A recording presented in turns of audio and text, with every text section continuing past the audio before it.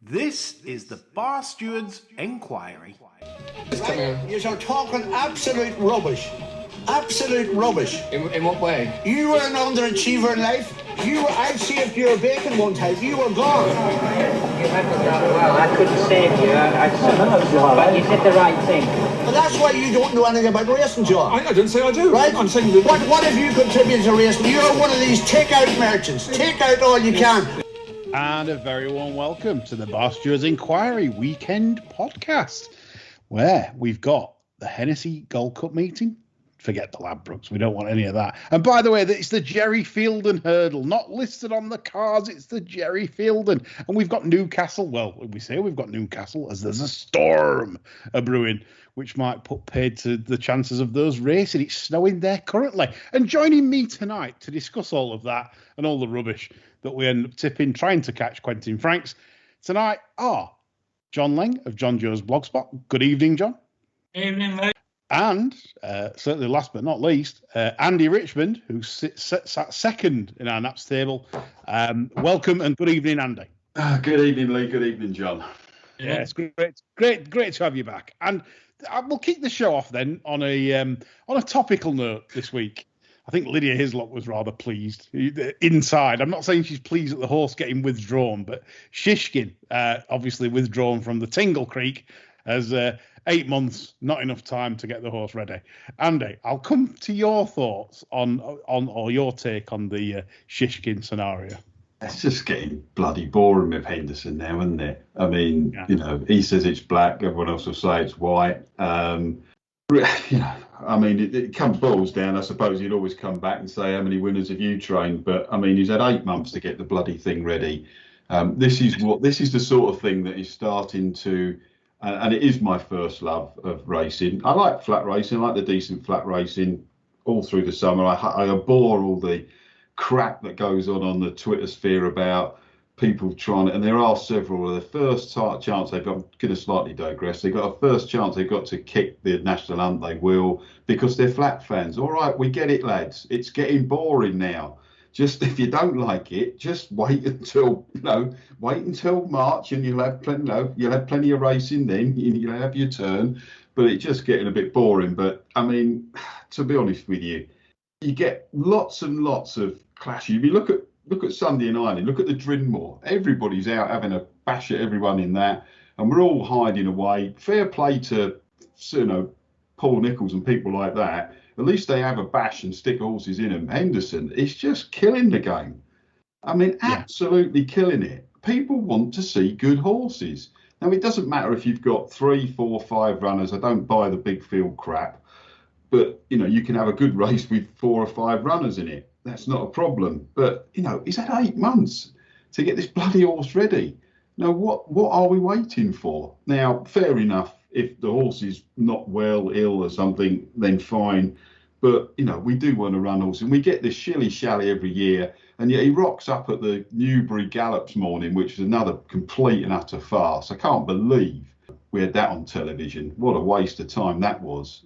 Half-speed gallop with 4 horses. You don't know what weights they're carrying or anything at all. And I'm sure he said, he had a raft of horses there. Just get them out on the course, let's run them, and let's have some decent head-to-heads, Mr. Henderson, please. Good stuff. Quality run, and I'm in total agreement with most of it, apart from the road to Doncaster. But, there's a program there. There's a program in it, the road to Doncaster. Yeah, the road to Doncaster. I was watching that Gallops morning the other week and thinking, what is this? I just couldn't believe what I was watching. But anyway, I didn't watch it for very long. John, what was your take on old Popeye, scratching Shishkin for the Tingle Creek? In all honesty, I really couldn't care less.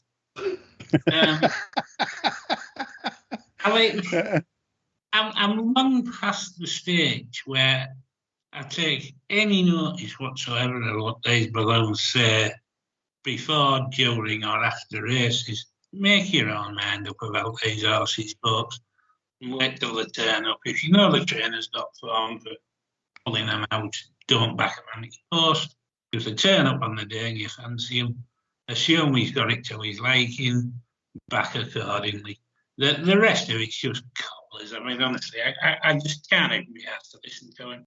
You know, same goes for this gallop morning. You know, I mean, I probably watch more gallops than most people in the north of England, and I would say 75% of the gallops I've watched have been absolutely worthless. You know, I mean, and to expect people who don't know what horses are carrying, what they've been doing prior to a gallop, you know, I mean, you might as well watch a Woody Woodpecker show as watch that. In all honesty. I've always preferred the Roadrunner myself, John, but there you go. I mean, I'm trying not to be negative about anything because I'm frightened Luke Harvey will seek me out and kill me. But, you know.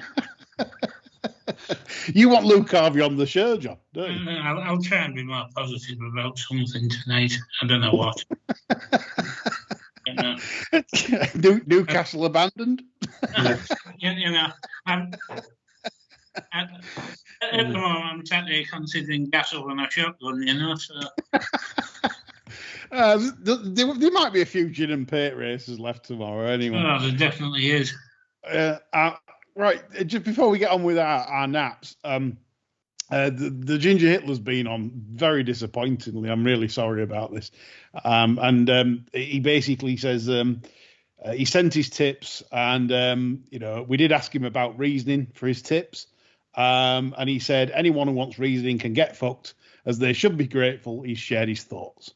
So this is what you're getting, just briefly, because we don't want him part of the show. He's awful. So we go 1 point win nuts well in the 205 at Newcastle. So let's hope that's off. And then we've got Sir Royal in the 315 at Newcastle, the fighting fifth. That's 2 points win. And then Cloth Cap in the 3 o'clock, that's a Hennessy, 1.5 points each way. So you know firmly what the pink button bet's there. And the Snout's been on. The Snout's bouncing.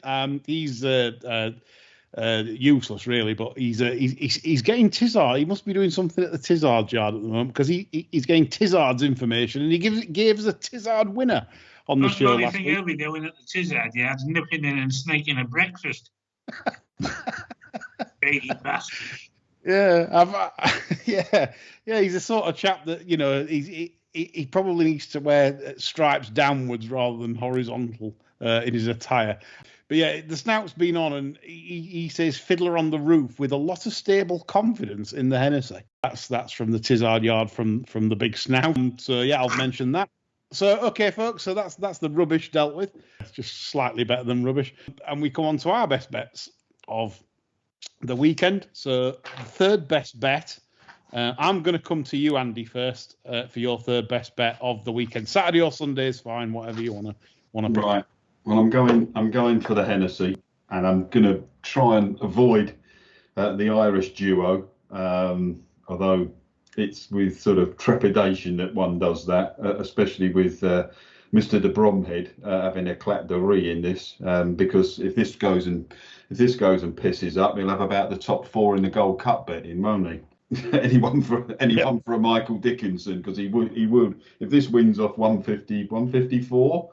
I certainly have the top four in the betting, but I'm going to go with an old friend, Remastered, whose form ties in with the other one I actually fancy in the race, The Machine. But I'm going to favour Remastered because they're getting a little bit of precipitation down there. Now, he's an 8-year-old, same colours as Native River, who blasted them apart in this race. I liked his preparation over hurdles. I thought that was quite a decent run at Aintree last time out. And he wasn't beaten far in the National Hunt Chase last year, when the faster ground went rather against him. And it does look like they're getting a little bit of rain down there at Newbury. So I'm going to go with Remastered, whose form from the Reynoldstown last year was actually pretty good. If you look at the times in that race, they tie in very well with Dashel Drasher's Grade 1 winner over a shorter trip as well. So I'm going to go Remastered. You usually get something ridden up with the pace in this, so let's hope we're going to be relatively positive. I am just going to cop out and take the extra places. I'm hoping that we can get 6 pegs, 12-1 each way, half a point each way, just to have a bet in the Hennessy. I'm doing better than that for you. I'm going to give you 7 places with Sky Bet at 12 to 1 because that's what we do here. We pinch everything, the odds, the places, the prices, you name it. So we get plenty of complaints the day after saying no one can get them prices. Well, I mean, if you're one of the daft that's got a Sky Bet account, one of the daft ones left. I still don't think I've recovered from Jadami getting beaten in this race by Sibton Abbey. Oh, terrible. I remember it Fortunately, the said horse redeemed himself in the 93 Gold Cup. He is, as everybody knows, my favourite horse of all time. So if Peter Beaumont hadn't trained it, he could have been Arkle. Anyway, so 12 to 1 for Andy, 7 places remastered in the old Hennessy. So he's giving you a nice bet for the big race. Me and John will probably have our feet up for that, maybe. I don't know, but I'd be interested to see what John's third best bet is of the weekend. Well, I had quite a close look at the 150 at Newbury. Old Popeye's got the favourite here, the Kale's article. I thought this looked an out-and-out shithouse the last time I seen this at Sandon. I concur. And I thought, well, I'm going to get this big because I'm old school. And if I think I can get one right like this, I always think there's a bit of value there, you know? Yeah, for sure. And the one that the golden pin come down on is Ansem. Now, I thought this maybe just was a bit too fizzy first time up this year. Looked as though it had quite a bit of freshness on it. I think with that off and the turnaround in the weight with the Pumpkinhead horse, it's only 7 to 1. And there's £5 that Dear Izzy claims as well. Yeah. I think this finishes pretty adjacent to Pumpkinhead at any rate. And I think 14 to 1's a wee bit of value, so I'd like to go each way on that at 14. Like Andy, John, this is we're getting towards Christmas, so let's all burgle some odds to make. We need to catch Quentin, right? Right, so it's 16 to 1 Ansem with Penny Power, 4 places, 150 odds. John, we'll have some of that. Oh, snap your hand off. Oh, good. Quentin, if Quentin's listening to this, he's thinking these lads are fiddling this. Yeah, never mind. So Ansem for John, a good case made there. Form line there with Calvadoge, the Nichols horse, and he says obviously it's just massively overpriced. So that's John's angle there for his third best bet of the weekend. Coming to mine, I'm going on the Sunday, so that'll be Fairy House for the Bar 1 meeting. And one that took my eye here, I sound like blogger now because he's actually favourite. Coco Beach, the BFG, round about the 7 to 2 mark at the moment, and that's what I'm going 1 point win on. I do think Coco Beach is in for a decent season. I'm not saying decent as in it's going to win lots of races. I'm saying decent, it's going to win something of a decent staying prize. I like the fact that Coco Beach last season as a 5-year-old stroke 6-year-old coming to chasing, and typical of Gordon to run it over shorter for its qualifying runs, just not bothered whether he won or lost basically. And then as soon as he went 3 mile plus, he ended up beating Run Wild Fred in the Thyestes at Gowran. Obviously, Run Wild Fred has won the big race recently, beating Far Class, the Troy Town at Navan this season. So obviously that stacks up in that sense. He then won a Grade 2 at Navan, and then was pitched in for the target of the season, which they'd said from the start that the Irish National was the target. A creditable 7th. Don't forget, this is a first season chaser trying to win an Irish National. And I think that was a creditable effort to finish 7th place. Obviously, the front end held up really well that day, I think, with Freewheeling Dylan. And had a nice little spin behind Envoy Allen, obviously not fit, pipe opener over 2.5 miles. And I think it'll be absolutely spot on for this one. I'm hoping so. You can never tell with these kind of plans. They might have another big race in mind for it further down the line. This is the problem with 150 chasers. The Irish are very shrewd, and they might think, well, 23,000 the winner. There might be an 80,000. They might have something else totally in mind for this. But this would be a class drop for me for Cocoa Beach, because if you look at what it's running against, official ratings wise, this would be an easier race. So Cocoa Beach for me, I think, is a very, very solid choice at the top of the market, and that's my 1 point win bet with Jack Foley taking 5 off. We'll come to second best bets then. John, your second best bet of the weekend, please. My second best bet of the weekend is at Bangor, and it's in the 232. I haven't got a trap number for it, but it's Staghorn. This only needs to jump round here. The rivals in the betting would both prefer this. And can the McNeil one really give £8 to one rated 108 on the flat last April? I mean, I'm aware of the difficulties of direct transfer in flat form to jumps, but this is a seen its ratings bleach for me. And round about 9 to 4, I honestly think you're backing this to jump round. Powerful galloper, like you say, on the flat. Yeah, I mean, it likes the front. Banger's lovely from the front. I don't honestly see a downside. No, fair point. Like you say, if this is Scullwell and jumps nice, then you'd be very confident of Staghorn putting those to the sword, especially receiving the weight from the penalised horses. 9 to 4 is available for John.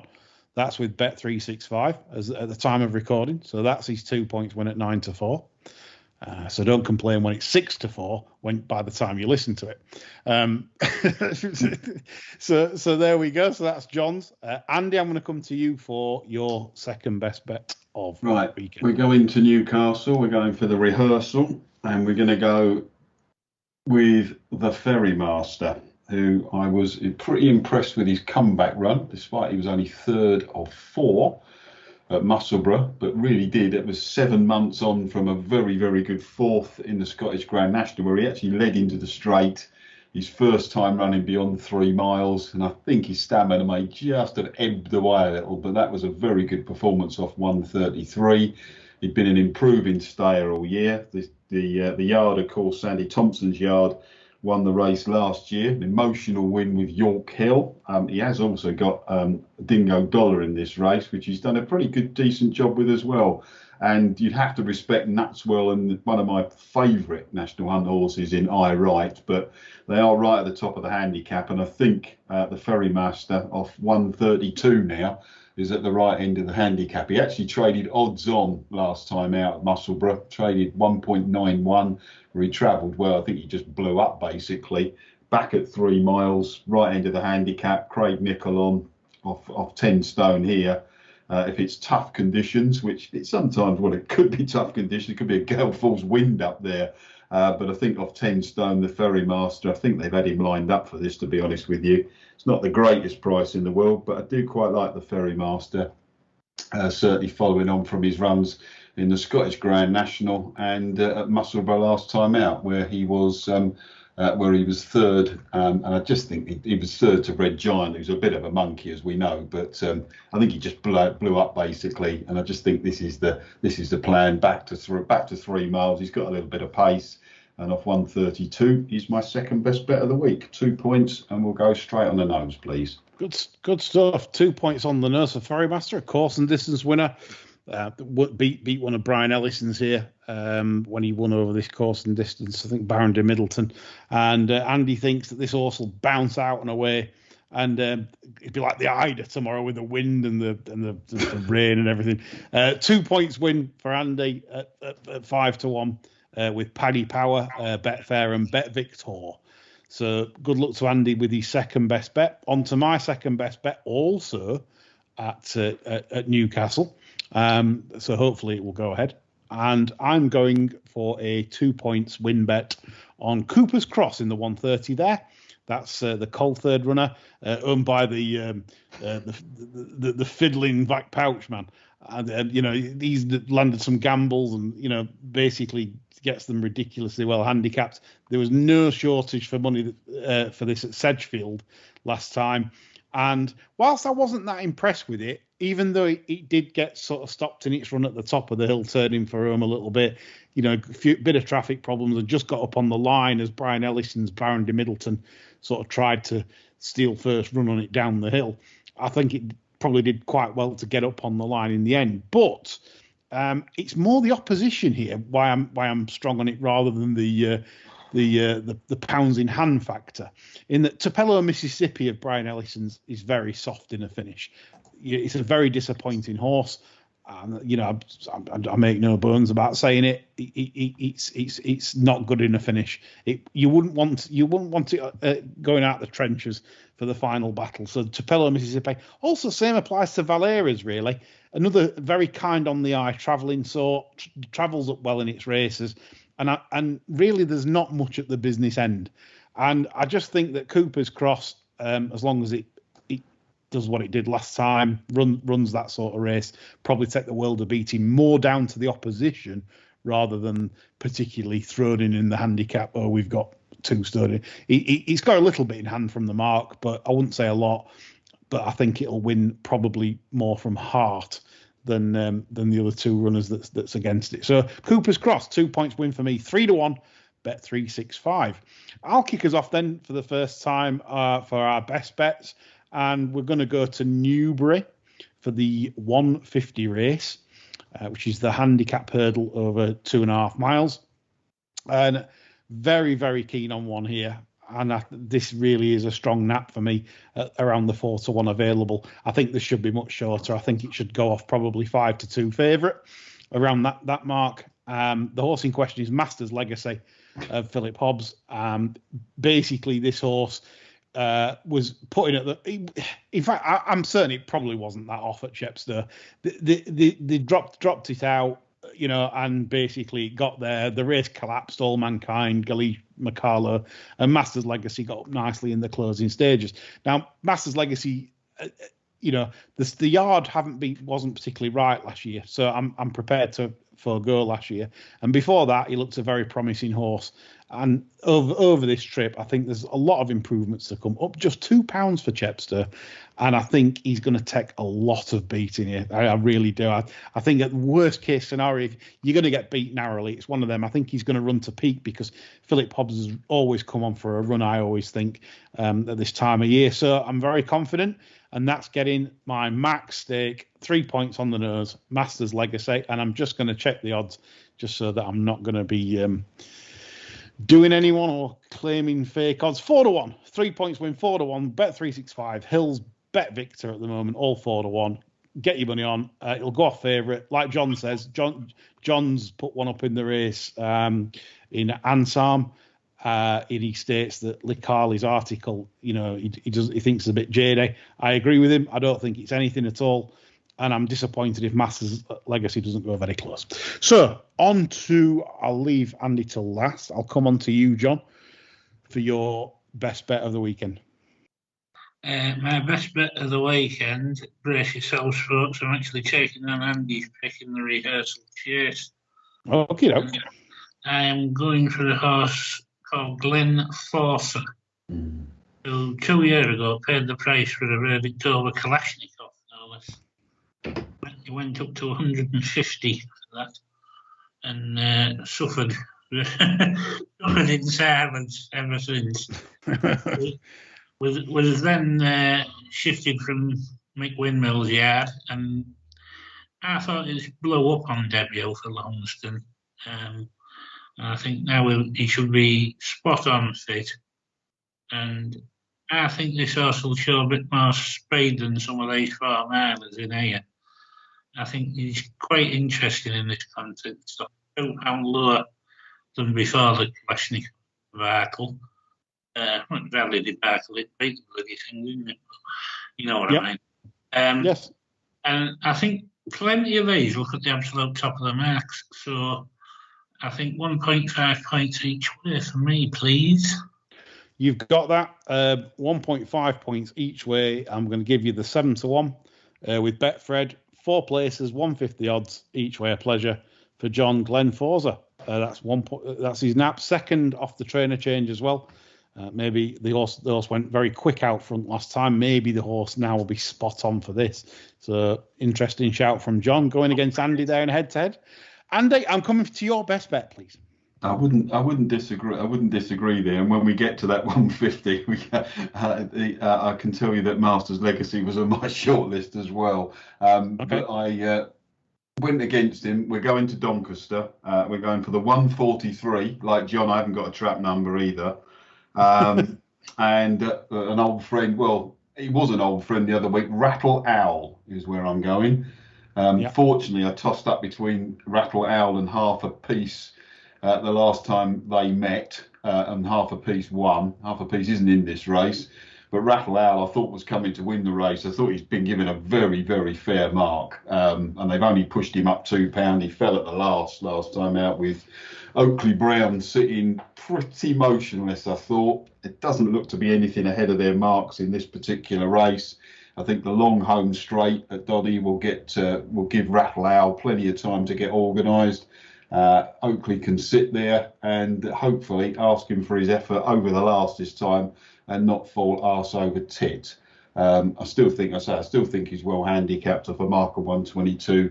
Doesn't look to be many that are even anything ahead of their handicap here. They should get a good pace with Constancio up front. Hydroplane coming back from a break obviously was useful on the flat as well and over hurdles, but he hasn't won fresh before. And most of the others, you think he's probably Rattle Owl off a mark of 122 has got these covered. So 3 points on the nose, no mucking around.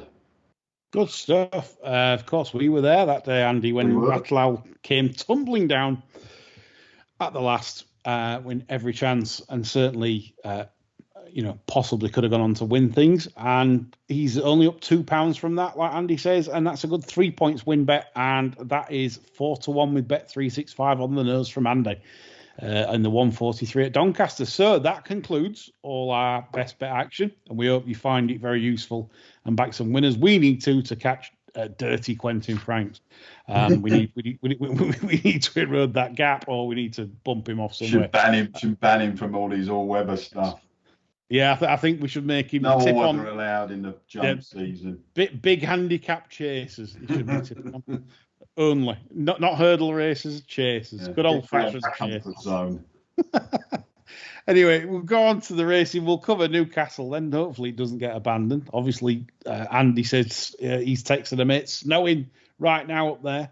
And who knows what's going to be in store tomorrow. I think it's going to be the wind that'll be that could be the problem, because they are forecast very strong winds, certainly on the coast in the northeast this evening. Let's hope everyone's okay up there, and they are forecast 40 to 50 mile an hour winds at the course tomorrow. So no, that won't bother them up there. You'll have the Warlass will be out tonight with a topless strap on. Yes, having seen it, I can well believe it, John.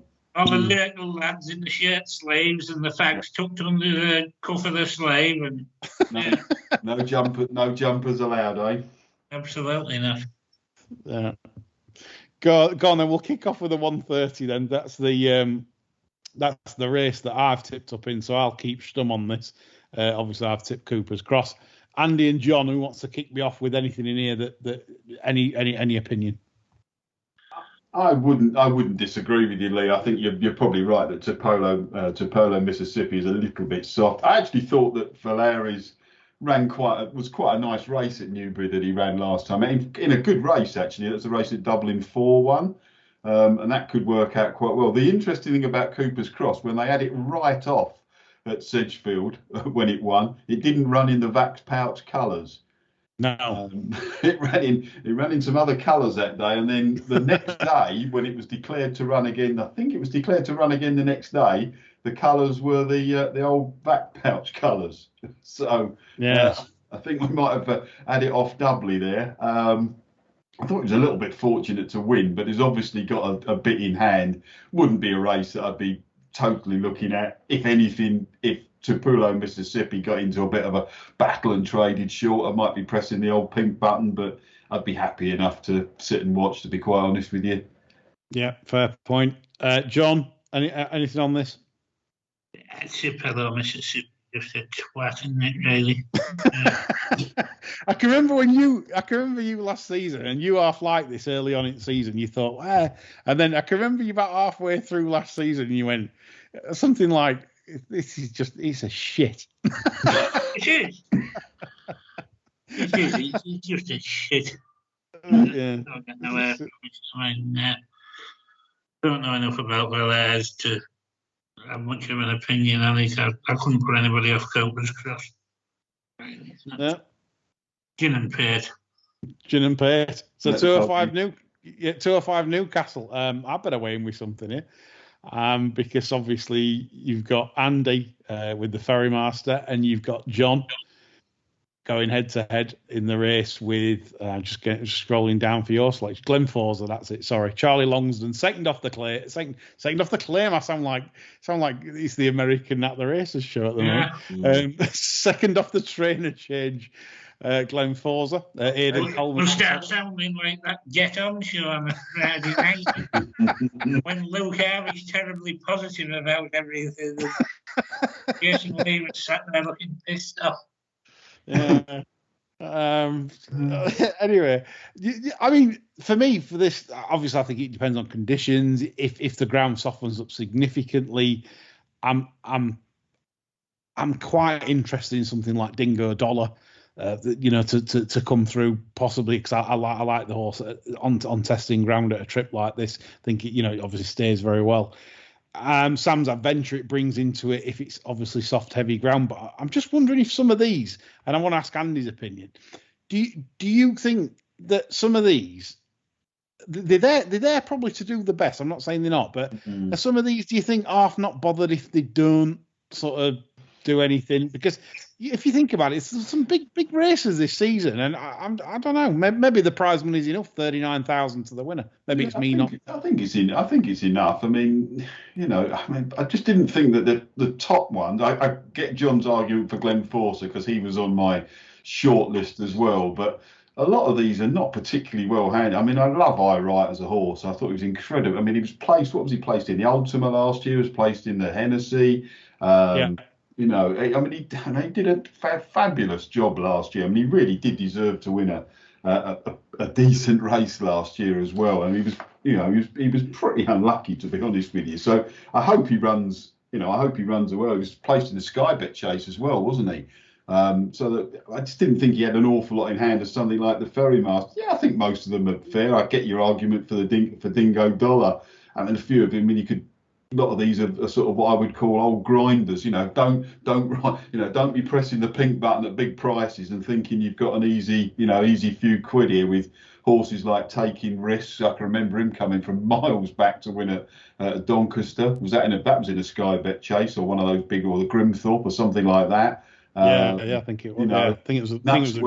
Nutswell's. I mean, again, I think the handicap has probably got hold of him, but you're looking at him and thinking, well, there's that old Rowan form, and we've seen that. That old Rowan form is starting to look quite good as well. I mean, the fourth one today, the third won the Paddy Power, and that's not looking a bad piece of form either. I think the handicap has probably got hold of him. Yeah, I think it's a fair enough race. I just thought that if a lightweight in a race that could turn into a bit of a grind, the Ferrymaster, I think he's probably, if you're looking for one that was possibly ahead of a handicapper, he was it.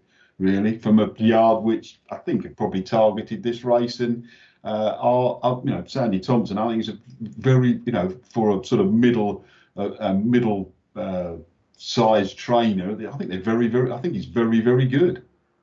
I think what you said about I Wright, I think credit to Connections and the horse really, because to have 25 starts under rules and be in the 3 on 18 occasions for a handicap chaser, stroke hurdler, etc. I think, especially in the size of fields it's ran in, like you said, contested some tremendous handicap races at the highest quality.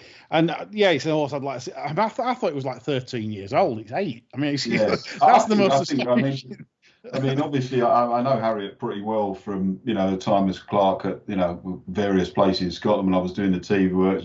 Smashing lady, and I'm always pleased to see her. I think she's done a brilliant job with the horse, really do. As you say, you point out his record. I mean, if obviously I want to see the Ferry Master win, but if there was one horse I'd rather, if he gets nutted, if it's by eye right, I'd be, say fair play, and the horse really deserves it. And, it'd be nice to see him win a big race somewhere along the line. Yes, good stuff, Andy. Right, we'll move on to the 3:15, which is obviously the fighting fifth, where the big question mark probably is as the back operation done wonders with Epatante. You might say it has because he's decided to run. John. Dear God. I mean, what do you do with this? I mean, I don't think you can play it myself. No. I mean, the only thing I would urge people to do really is watch the betting like an absolute hawk.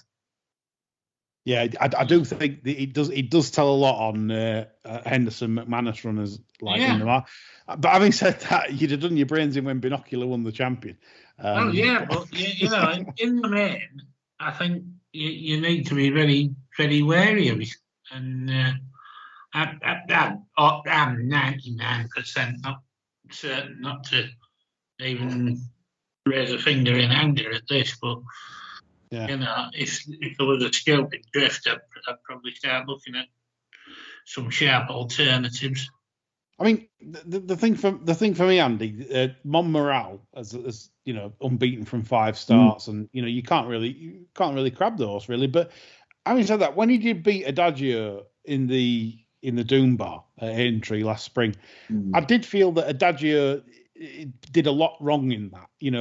Didn't jump very well, was never in a good rhythm, and it's flattering form to think that it's 7.5 lengths better than Adagio, because obviously I remember saying after I put in my notes after the race, I thought Adagio's left a stone on the track there, and so whatever you think about Montmoral, obviously that's a negative, because the third horse, 5 and 20, the filly of Don McCain's, she'd only be 130 tops, if an absolute top dollar mark. So Montmoral really shouldn't be at this standard at this moment in time. What's your thoughts?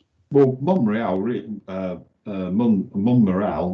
ought to be in the Jerry Fielden, but of course he's not qualified, is he? No. They entered him and then found out he wasn't qualified. Adagio made a final flight mistake, and Montmoral pulled away. There's been 2 successful 4-year-olds in this in the last 40 years. One was Countrywide Flame, who won the Triumph, and the other one was Out of the Gloom, who won the anniversary hurdle. And you'd have to be going a fair way back to look at those 2. I just wonder if this is a sort of bit of an afterthought. That's a good point. That's a good point that you make that about the field. That's a very good point. So basically, they'd probably rather have turned up for that than this. Yeah. Yeah, and he'd won. I think it's because he'd won over hurdles in France. Then he wasn't qualified. So you just got to think, and the ground might be a little bit too lively. I want to see the dust up with the start between Not So Sleepy and Silver Streak again. Are they going to get it on again? They had a bit of a rumble at the start last year, didn't they? And that really did. Poor old Silver Streak, he probably had a decent chance in last year's race, but he got completely done at the start by Not So Sleepy. Is that an angle that, there's not a lot of pace in this? Will Not So Sleepy boot off in front again if he gets over the first and doesn't refuse this time? And so Royale, I don't think you can write him off. Has he improved a little bit?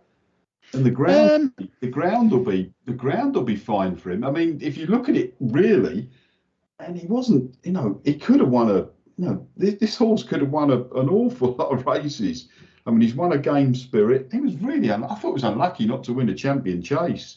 And if the ground does stay, if we don't get any precipitation, and it stays on top, then he's got a chance. But like John, I just don't think you can play in this race, because there's so many what I always describe as question marks about everything really. How's it going to be run? Well, you're probably thinking it's going to be run, but how is Epatante going to jump? You just don't know. She beat she did beat everything in this. Everything that lines up in this now, she beat last year apart from Montmoral. And then she was beaten on the next 3 starts, had the surgery on the back problem over the summer. She was one of those that went to that to our now infamous gallops at Newbury. But what do we know from that? If you take her form against Honeysuckle and Charger at Cheltenham and Punchestown, that'll be good enough in most years. And she gets an allowance, and Montmoral doesn't get one. But up to now, Andy, all we're seeing from that Newbury Gallops day is non-runners. Yeah, well, she might. Boot Hill non-runner today, wasn't it? Yeah, she might. Yeah, she might. Well, she gets around. So I'm it's one of those races. What cliche time here, and we always say this: bookmakers have to price up every race. We don't have to play in every race. If you can't see a bet, don't have one. Sit and watch. Wait for the future, and see what turns out. You don't have to play in every race, and if I certainly don't have a strong opinion in this. Got some ideas, but not strong enough really to match out. I think if somebody really said, what would you want to do in this? If I think there's one that's a little bit overpriced, it would be So Royale at around 6-1, but that's said with no real conviction. We'll move on to Newbury, where we've got 5 races on the telly box, and we've got the Sir Peter O'Sullivan Memorial Handicap Chase. The race JP McManus seems to want to win every year. He's only done it once, but he lines up with 3 here in old Sir Peter's colours: Cap Course, Locked Corner, and Dame de Campagne. Any thoughts on this, chaps? It's lovely that they're commemorating one of the biggest after-timers the game's ever seen in this. Fantastic. Words fail me. I actually like one of the Sir Peter was actually, I think, of course, who won this 3 years ago, I think. Yeah, Cap Course. Yeah, 2018, he won it off 128. Yeah, very fair mark. This, I think, Pumpkinhead. I think it's significant that he's coming back for another pop at this myself. It's in the first colours, so as long as nobody thinks it's play friendly or a TiVo, that would do me in this. Yeah, it must have been having private trials at Martinstown by the looks of it.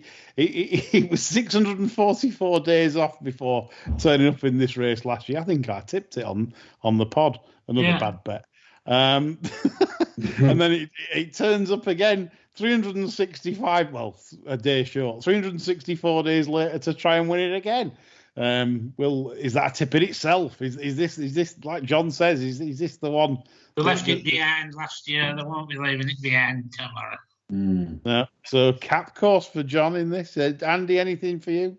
Well, he's got 2 others in the race, hasn't he? Duke de Campagne and Locks Corner. Hard to see. I must admit, it's hard to see Locks Corner winning, but Duke de Campagne actually won the 2020 Coral Cup, so that was obviously in the JP colours. I thought Killer Clown certainly had a bit of a chance in this. I wouldn't say he's well handicapped, but he was only beating a length in the Greatwood here off a mark of 138. He's off the same mark now.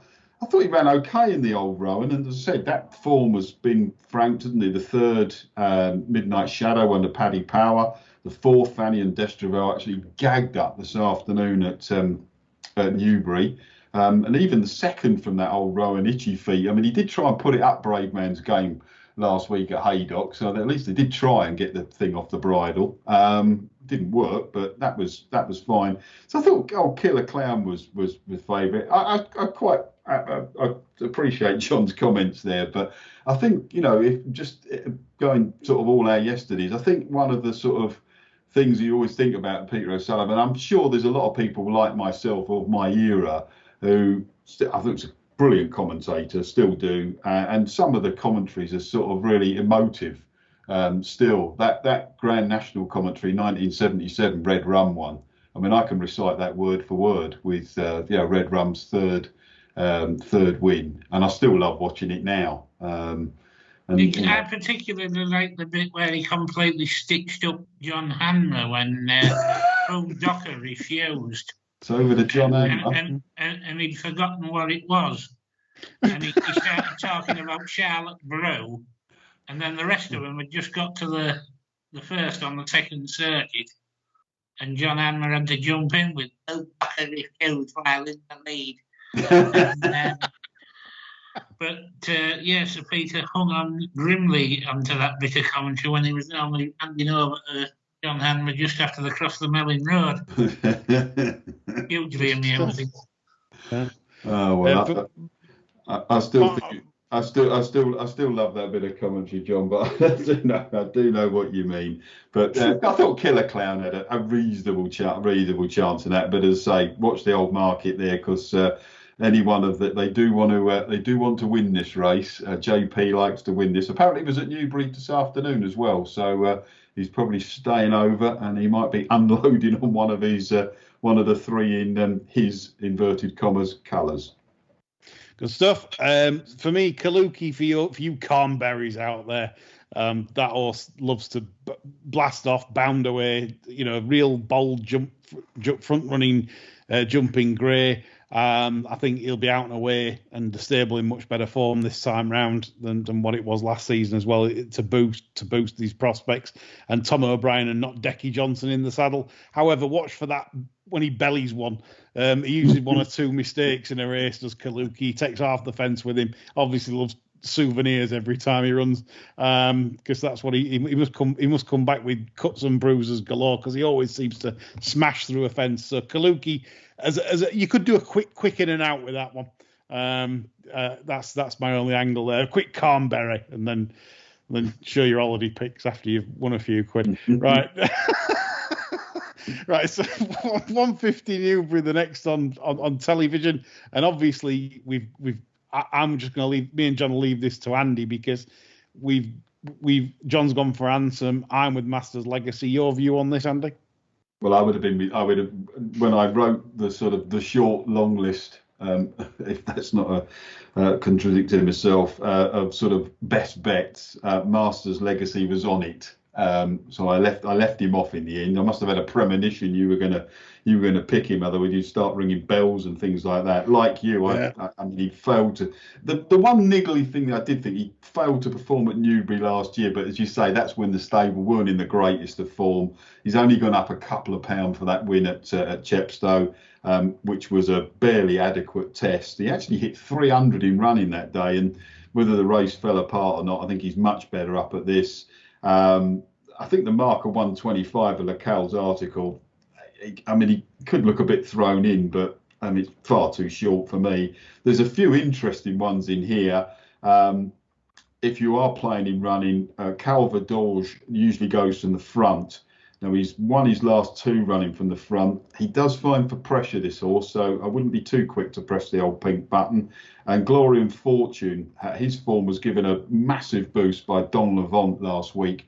And while we're on Don Levant, didn't Isabel Williams give that a smashing ride last week? And then the very next day, she went and produced a very good display, getting, was it Balinska home over hurdles at Exeter. If I had a vote for an improved rider this year, it'd certainly be young Isabel. I think she's done very well this year. And keep an eye on Chittibello, coming back down the handicap again. The Skeltons, or Dan Skelton, I think he's a very good target trainer. I wonder what the plan is for Chittibello in the future, but he's coming back down the handicap. I should be watching him like a hawk tomorrow. But as you say, Lee, the Hobbs Yard in much better form this year. I'll be surprised if Masters Legacy doesn't go very close here. Good stuff. Very well put. 225 Newbury, the Jerry Fielden Hurdle. Again, John, disappointing that this name is not in the title. I mean, this is just what we're up against now, isn't it? I mean, they're just trashing the game, to be perfectly honest. Celtic Chief, Celtic Shot, Crevensis. Yes, Crevensis won a Fielden, yeah. Dreadful stuff. But, this is what we faced with, people with no love for the history of the sport, no respect for its heritage. And this is where we are.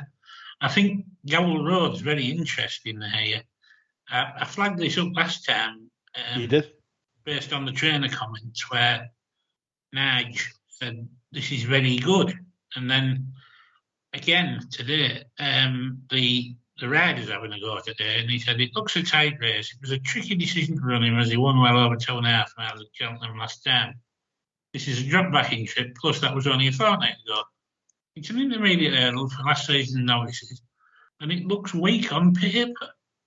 Well, that's interesting when it's not favourite when they're talking like that, isn't it?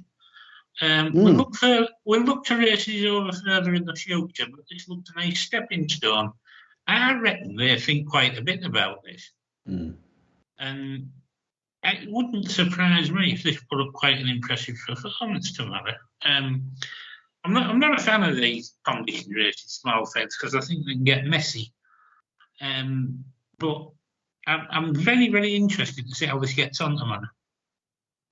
Yeah, I know you were quite sweet on it, a positive mention at Cheltenham. It does concern me dropping back in trip. It definitely is it's a grinder at this trip. They're going to have to blast it off, which isn't no bad thing here if you get the fractions right and everything.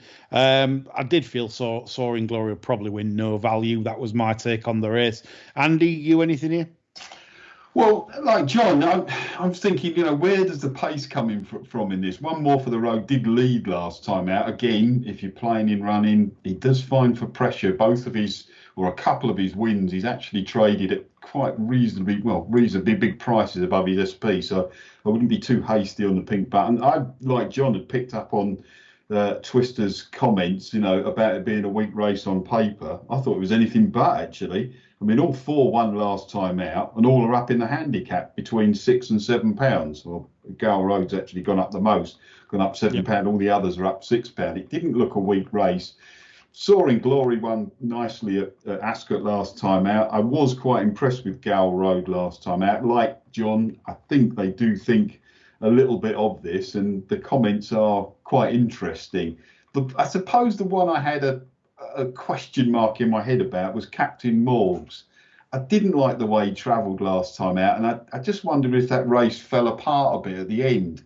I mean, he looked like he was going nowhere at the home straight, hit 120 in running, and I just wondered whether the leaders just stopped a little bit in front when he won at Ascot, and he was the one that I had a bit of a question mark about. Not a race I want to get over involved with because I'm just not sure how quick they're going to go, and it could end up being a bit of a mess. But I am interested in those Twister comments and see how he goes this time around. Of course, Soaring Glory is already a course and distance winner.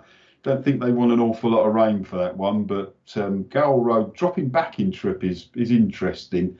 You've got to hope that One More for the Road maybe goes on, but if there was one that I could see getting a little bit outpaced in this, it was probably Captain Morgs, and if he was shorter, I'd probably be playing him as a later back, but he's not going to be short enough. But one of those awkward little races, bit like the race at Newcastle. You don't have to play in it, but I think we're going to learn an awful lot for the future. Yeah, good shout. I do think Captain Morgs is quite a bit leery. He's quite a character. I think that's why he messes around quite a lot. The owner of one of them is the owner of Your Golf Travel, and basically through the grapevine, he's always described him as a bit of a leery bugger. So I think that's probably his character. He's probably just more leery than anything. That's why he probably comes off it and messes around. It's probably more messing than in trouble. But anyway, we'll move on to the 3 o'clock. The Hennessy, and obviously Andy set us up nicely with his selection in the race, which was remastered of David Pipe and Fergus Gillard. So very good selection. John, anything in the Hennessy for you, or like me, could this be gin and pate? I've actually backed a couple in this earlier in the week. Oh, good. I like this. Go on. I was quite impressed with On the Ropes last time. Yes, I was. I thought that did it quite well, and I thought it looks as though it'll improve for this trip as well, and a good galloping track. I think plenty of factors are right for the horse. And I'm actually also gone against the snout because I think Copperhead is a better option than Fiddler on the Roof. Myself. I quite like this horse as a novice, which was the kiss of death for it last year, obviously. It ran some awful races, in all honesty. But if you can put that down to the rancid form of the Tizard, the horse is only 7. Plenty of room for him to bounce back this season. I also like the fact that Fiddler on the Roof won the first time out, and the Tizards are chuntering that they haven't been able to get a prep into this. Because I think there was a bit of chuntering that they haven't been able to get a prep into Fiddler on the Roof as well. There could be the sort of outfit that always thinks they've got horses in a race and they're a little bit short when they need a prep, and in reality they haven't. So I'm hoping they've got it a little bit wrong with this horse. But I just have a good feeling about it. I think they can run well tomorrow. Yeah, good stuff, John. Copperhead, like you said, could return to former glories. I'm an on the ropes fan as well, like you. The Snout is against you with the Tizard runner Fiddler on the Roof. So battle commences. Well. Yes. So it's quite a competitive race, that one, with Andy. And Andy's got one in there. I know General Custer felt, to be honest. Gin and Pate for me. So 3:35 Newbury. We finished with the Jim. They put this one, the Jim Joel, Memorial Trophy. They didn't put the Jerry Fielden. Poor Jerry Fielden. Right. Just sorry for you Irish listeners. We were going to look at the Bar 1 racing, but sadly we're running out of time. So you'll just have to wait for another run and McNally runner to fill your boots. So we'll come to you, Andy, for your outlook on the 3:35. Well, we could get a race here where a couple go off in front and the rest don't bother. I did like the quote. It said, we dropped lucky. We had a few quid on. I did tweet the quote. I was like, it's quite an amusing quote, wasn't it? We had a few quid on, but I wouldn't read too much into it being a massive gamble. Yeah. Really, you do surprise me. Anyhow, this could be run at a real. If you think Kaluki's going to be going quick earlier on, this could be a real pace burn up, couldn't it? You've got Numitor, Gumball, Grey Diamond, all love to go forward. Now I'm hoping against hope that Mr. Skelton does not get involved with Eclair Dane, and he just sits about 2 back. Makes most use of the pace, because I thought this ran a really good race when he was 4th at Wetherby, behind Good Boy Bobby, who obviously runs in the 2:05 at Newcastle. Cracking Destiny, who was 2nd, ran well again next time out. I think we'll get a win out of that race. And Galahad Quest, who was 3rd in that race, was then 5th in the Paddy Power, and he's only a 5-year-old. I think he's a horse for the future. But Eclair Dane, I think he basically just blew up that day. And I think they've got him right for this. And the race just sets up nicely for Eclair Dane at around 7-1. My only worry, I was going to put this was another one on the short list, but it was my slight lack of hoping that Harry's going to be tactically aware in this, that he might get involved in this pace war that put me off with Numitor, Gumball, Grey Diamond. I'm hoping he just sits off them, because that could really this horse travels really well. And if he just sits back off them, then that will be the way to ride him. If I was issuing the orders, that's exactly what I'd be telling him to do. Wait again, and then strike just over the last, hopefully when they've all cut each other's throats and fallen away. Whether it works out like that is another matter, but Eclair Dane would be the one that I would be quite keen on in this. Love your reasoning, Andy, and I also like the first time tongue ties for the Skelton runners. They're quite astute when putting those on. And good. If you're listening, Dan Skelton, listen to Andy there. I think he's spot on with that. John, briefly, anything for you in this? I thought I might have a little bit on a loaded bell if I went berserk on the front end in running, but I'm just as likely to be looking for a scabby old film on Channel 5 by that time of day. They usually put Scrooge on at this time of year. It's Ginger Hitler's favourite film, that Scrooge. The one with Bill Murray in Scrooge. I love that. That's my favourite Christmas film. Not Alistair Sims? Oh, jeez. No. Anyway, right. So I can make a few suggestions of the Ginger Hitler's favourite film, but we're not quite over the watershed yet, are we? So. It's Madchen in uniform. Right, on that note, that's all from me, John and Andy. Me, John, and Lorne Malvo are back on Sunday for talking rubbish. We'll be giving some stick out to everybody and all concerned, just for your entertainment, as always. Hope you back plenty of winners. Bye for now.